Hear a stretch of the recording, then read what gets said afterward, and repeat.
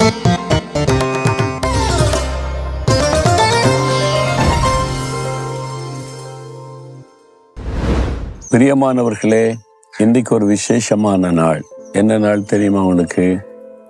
குடும்ப தினம், ஃபேமிலி டே, உலக குடும்ப தினம்.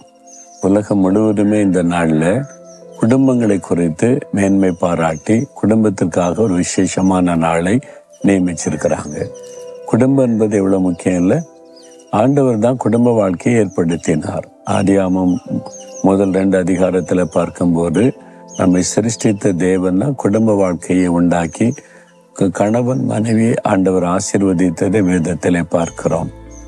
அப்போ குடும்பத்துக்குள்ள சமாதான, நிம்மதி, ஆசீர்வாதம் இருக்கணும். அதுதான் ஆண்டவருடைய விருப்பம்.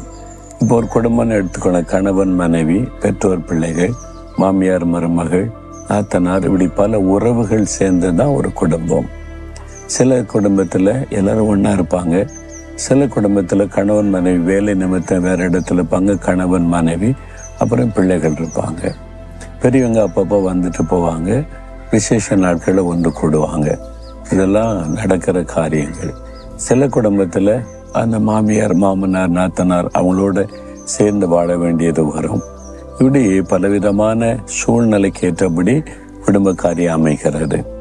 ஆனால் எப்படி இருந்தாலும் குடும்பத்துக்குள்ளே சமாதான, சந்தோஷம் இருக்கணும். குடும்பம் மகிழ்ச்சியா இருக்கணும். அதான விருப்பம். எனக்கு நல்ல குடும்பம் அமைஞ்சிருக்கு அப்படின்னு சொல்றதுல சிலர் ரொம்ப சந்தோஷப்படுவாங்க. அதான் பெரிய ஆசீர்வாதம். அப்ப நீங்க மகிழ்ச்சியா குடும்பத்தில் இருக்கணும்னா, நம்ம சுத்தி இருக்கிறவங்க நல்லவங்களா இருக்கிறாங்க, அப்படி இருக்கான்னு சொன்னா போதாது. நான் இப்படி இருக்கிறேன் அப்படின்றத நம்ம யோசிக்கணும்.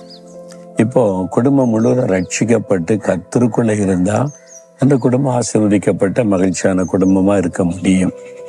ஏன்னா அப்போஸ்தலர் 16:31 கர்த்தராகிய இயேசு கிறிஸ்துவை விசுவாசி, அப்பொழுது நீயும் உன் வீட்டாரும் ரட்சிக்கப்படுவீங்க, குடும்பமே ரட்சிக்கப்பட்டு சந்தோஷமா இருப்பீங்கன்னு கர்த்தர் வாக்கு கொடுக்கிறார்.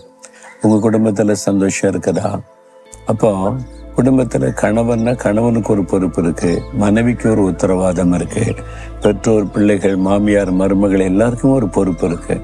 அவர்கள் வேத வசனத்தின்படி வாழ தாங்கள் ஒப்பு கொடுத்தாதான் குடும்பம் முழுவதில் மகிழ்ச்சி இருக்கும். இங்கே சும்மா சந்தோஷமா இருக்க மாதிரி குடும்பம் செஞ்சு வச்சிருக்கோம் பார்க்கீங்களா? வசனம் எழுதி வச்சிருக்கிறோம். புருஷருங்க, மனைவிகளே உடைய புருஷருக்கு கீழ்ப்படிங்க.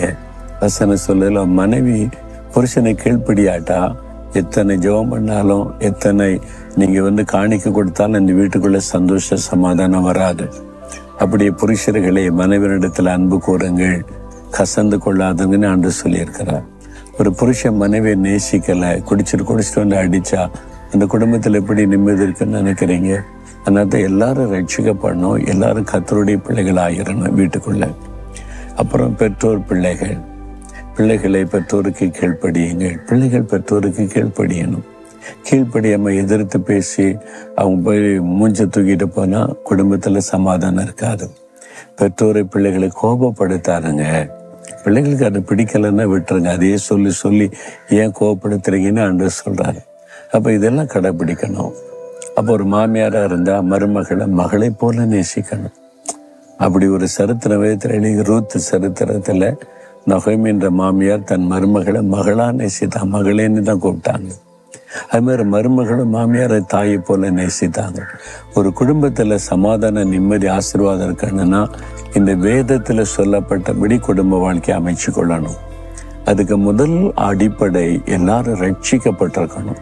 பாவத்தை விட்டு மனம் திரும்பி இயேசுவின் ரத்தத்தினால் மீட்கப்பட்டிருக்கணும். இன்னும் உங்க வீட்டுல யாராவது ரட்சிக்கப்படாம இருந்தா சொந்து போகாதங்க. நீங்க ஜெபிங்க, இந்த வசனத்தை வைத்து நீயும் உன் வீட்டாரும் ரட்சிக்கப்படுவீர்கள் என்ன வாக்குத்தத்தை நிறைவேறும். இப்ப நம்ம ஜெபிக்கலாமா?